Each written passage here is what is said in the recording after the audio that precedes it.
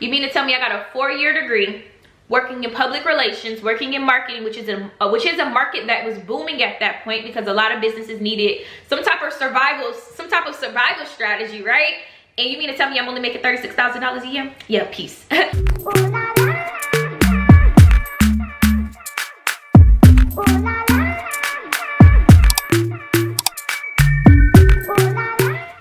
Hey, it's Troyia Monay. That's y'all with another video. Today's video is so exciting, you guys. In today's video, I am going to be telling you guys about my first year of full-time entrepreneurship, all the mistakes I've made, all the lessons that I've learned. Do I have any regrets? We're gonna get into today's video. I'm so excited, you guys. I just came up on my first year of full-time entrepreneurship on March 15th. I believe I put my 2 weeks into my 9 to 5 last year, 2021, and I believe it was March 1st. So March 15th was my first day of full-time entrepreneurship, you guys, and I am so excited for this video. Let me know if y'all liking the natural look. We got natural Troyia here. Let me know how y'all liking it. I'm still getting used to it. But let me know in the comments how y'all liking the natural look. I don't know how long she gonna be here, but she here for right now. So let's go ahead and hop right on into today's video. All right, you guys, so just a little bit of background before we go ahead and hop right on in and get started. So if you guys don't know, I do have my bachelor's of science in public relations. I got it from Florida A&M University. Shout out to my HBCU sisters and brothers out there. So graduating college, I didn't know what I wanted to do at all.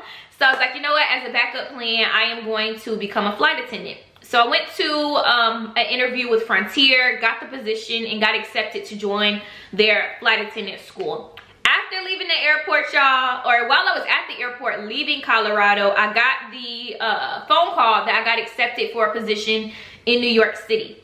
So I was so excited. As soon as they called me, I was like, yes, I'm taking it. I didn't even really want to do the flight attendant thing. I just needed some type of plan B, and none of the pieces was aligning, right? So I think I had like 2 weeks to move to New York, 2 or 3 weeks to move to New York. Got it done. Literally had to try to like raise as much money from family and friends. I had to just grind a lot while I was home to try to get as much money as I could. So moved to New York for about a year, ended up hating it. The weather is trash. Too many people, I just didn't like it, right? I love my job. I loved it. Like PR, marketing, influencer marketing, like all of those things that I was doing, I loved it. Loved it, loved it, loved it. I just didn't like the weather. I didn't like being away from family and friends. New York is too crowded, way too expensive, right? So I was like, you know what? We gonna have to leave New York. But in the midst of being in New York, since I kind of got into like a funk, I kind of got into like a mini depression in a sense, I started my boutique, Wanted Wardrobe. So I started my boutique there, and then as it kind of like took off, I noticed, okay, you can't do all of this by yourself and live in New York City. Like, New York is already a whole entire thing on its own. Imagine trying to start a business while you have all these things going on. Y'all, I was literally getting on the subway, taking a bunch of orders to the post office on the subway. It was a lot. Basically, it was a lot. So I left New York, moved back home to my mom's house, and it was an adjustment, but I love my mom. She definitely like took me back in with open arms. Had no issues there. She definitely was very, very supportive with me starting my business and leaving New York as well. So left New York, and I ended up getting another job at a different PR agency here in Florida, and I hated it. I hated it. It was nothing like the PR agency in New York. That one was a lot more hip. It was a lot less traditional PR, whereas when I was working with this agency here in Florida, it was so traditional, so boring PR. Like, when I was at the agency in New York, we did fun campaigns. We did so many like really fun, cool, quirky things. Whereas when I came here, it was just, oh, well, this is the company's initiative. This is what you're gonna pitch, build a media list off of this, and go da-da-da. So I'm just like, no. So I ended up really taking into consideration documenting my boutique's journey and really just providing insight as to how I was getting a lot of these different things done. Like, I had a lot of people that I like went to college with, oh, how did you start your business, da-da-da. So I was just like, you know what, I'm gonna just get on YouTube and document my journey. I always had a YouTube channel, but it was more so focused on like college life, different things like that. So when I hopped back into YouTube, it took off. It took off. And let me know in the comment section if I should do a video detailing how I started my YouTube channel and how I allowed it to grow so fast. I'll definitely be sure to do that. But yeah, so I just decided to like document my journey. Things went crazy, you guys. When I tell you I got so many comments and so many DMs like, hey, can I book you for a coaching call? Or can we hop on the line real quick? I have a couple questions. Girl, I was giving out my phone number to people I did not know. I was on coaching calls with people I did not know. Nobody paid me a red cent or a red penny. And I was probably doing that for a few months. I want to say I was doing that from all the way from like September, October to like January of 2021. So it came to a point where my mom is like, Troyia, you off of work, right? You off of your 9 to 5. Why you ain't downstairs eating dinner? I was like, oh, I'm on a coaching call with this lady. I'm just trying to help her with her Shopify. And then my mom kind of got to a point where, are these people paying you?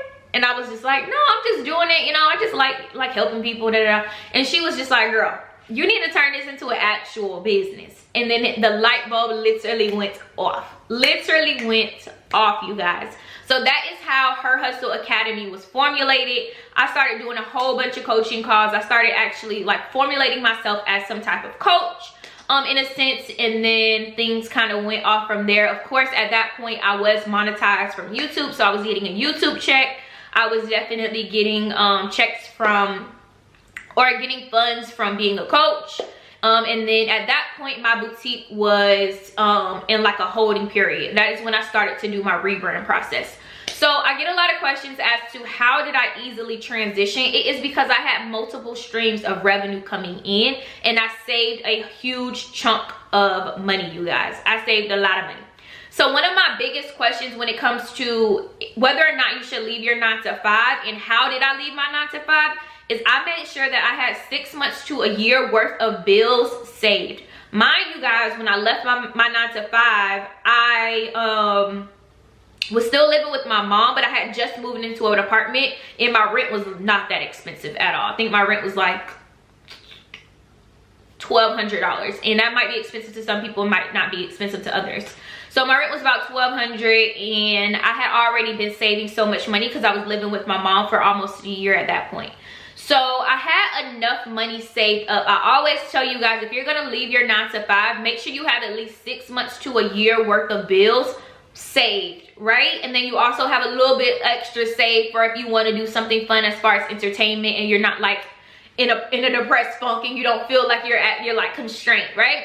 So I put so much money aside. So when I did leave my 9 to 5, you guys, I was making almost double, triple the amount of money that I was making at my 9 to 5. So between coaching and between me doing YouTube, I was making double, even triple the amount of money, right? I think it got to one point, I had got like a check for like almost like $10,000 within like a month.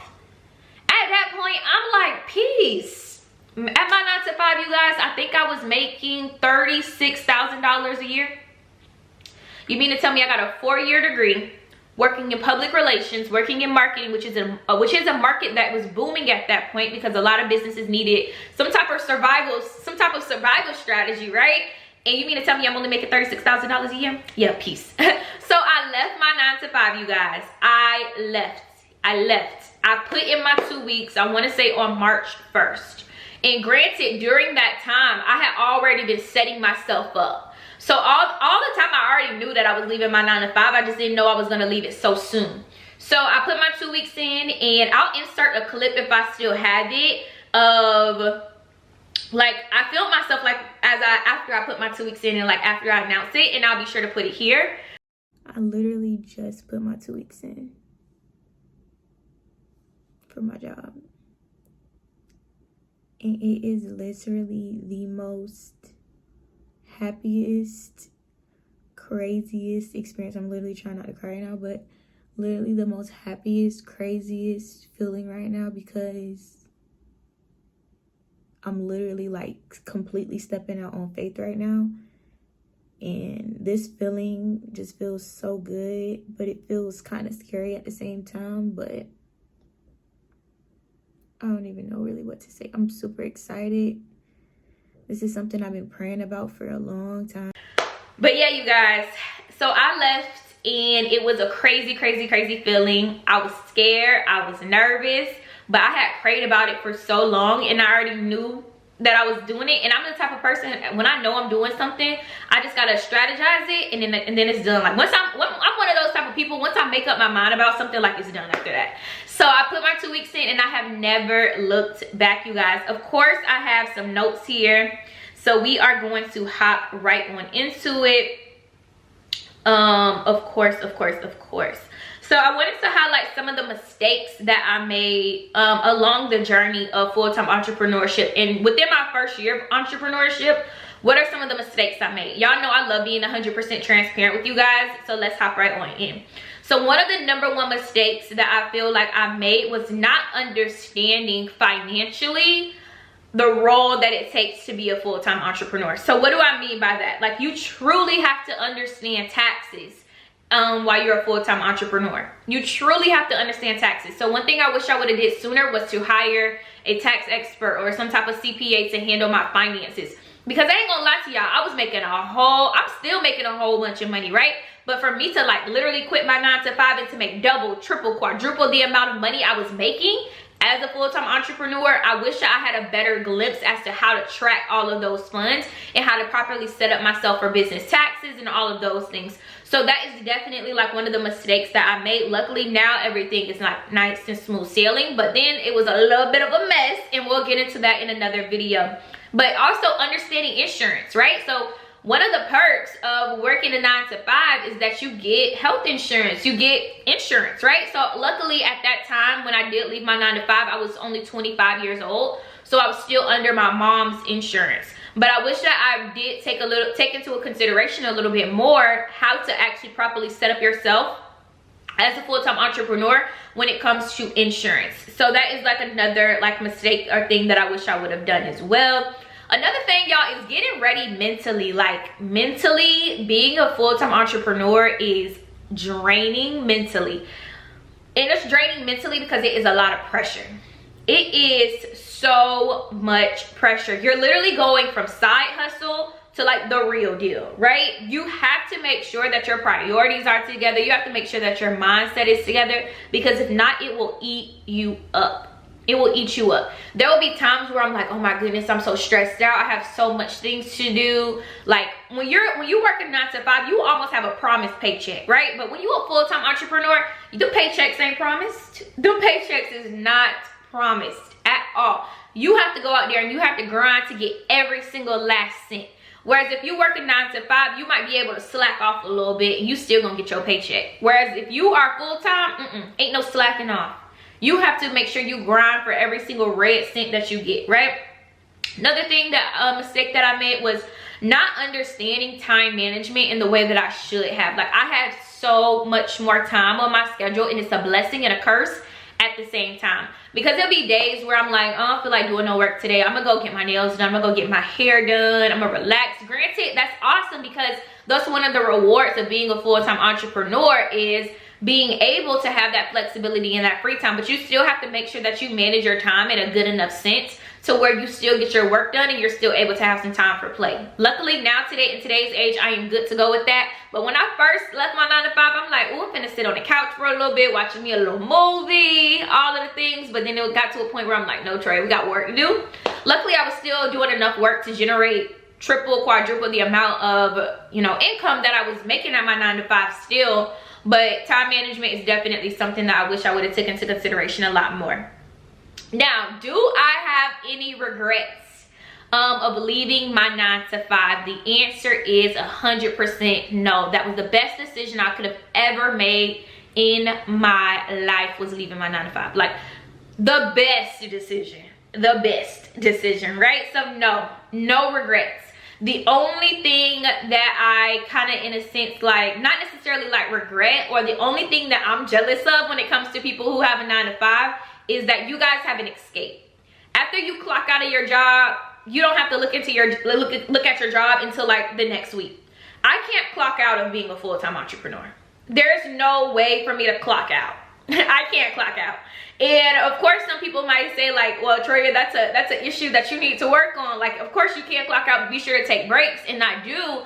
However, I can't just not do it. And that's something that I'm battling on my own, right? So, for example, I'll go on vacation, but I'm looking to see my comments. I'm looking to see my likes. I'm engaging with my audience. And of course, that's something that I gotta work on. And some people might say, well, you're obsessed with entrepreneurship, and maybe I am. But I would say like that is like one of the like regrets, is I can't necessarily like clock out. And that's something that I'm just working on within myself, to be 100% transparent with y'all. All right, so what are the lessons, takeaways, tips that I would give you if you are looking into quitting your 9-to-5, heading into entrepreneurship? The first one, it is pressure. It's pressure. It is pressure. Pushing people is pressure, y'all. It is pressure. And the reason why is, like I said earlier, there's no promised paycheck. Your money ain't promised. That's why I said you need to make sure that you save in between 6 months to a year worth of funds. Mind y'all, when I left my 9-to-5, I still haven't even touched that money. The money that I put aside, that 6 months to a year worth of funds that I put to the side, I still ain't touch it, because I've been making so much more, right? I don't have a need to touch it, right?